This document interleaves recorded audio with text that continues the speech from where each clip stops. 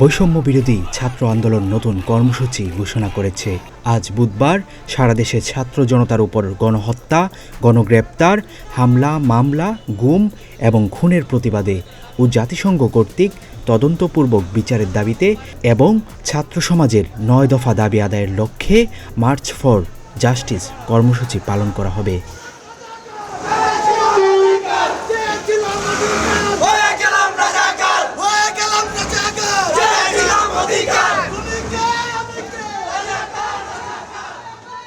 গতকাল মঙ্গলবার রাতে বৈষম্য বিরোধী ছাত্র আন্দোলনের অন্যতম সমন্বয়ক আব্দুল কাদের এই ঘোষণা দেন।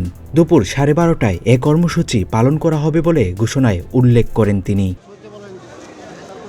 কর্মসূচির ঘোষণায় বলা হয়েছে, সারা দেশে ছাত্র জনতার উপর গণহত্যা, গণগ্রেপ্তার, হামলা, মামলা, গুম, খুনের প্রতিবাদে এই কর্মসূচির আহ্বান করা হয়েছে।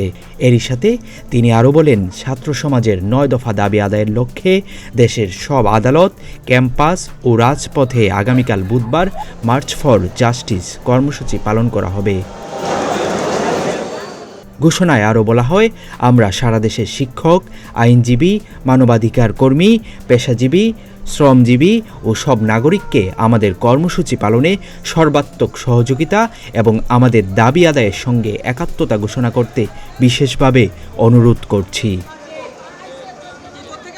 এদিকে গতকাল মঙ্গলবার বৈষম্য বিরোধী ছাত্র আন্দোলন মুখে ও চোখে লাল কাপড় বেঁধে ছবি তুলে তা অনলাইনে প্রচারের কর্মসূচি ঘোষণা করে বৈষম্য বিরোধী ছাত্র আন্দোলনের অন্যতম সমন্বয়ক মাহিন সরকার এই কর্মসূচির ডাক দিয়েছিলেন। আবু বকর রায়হান, প্রতিদিনের বাংলাদেশ।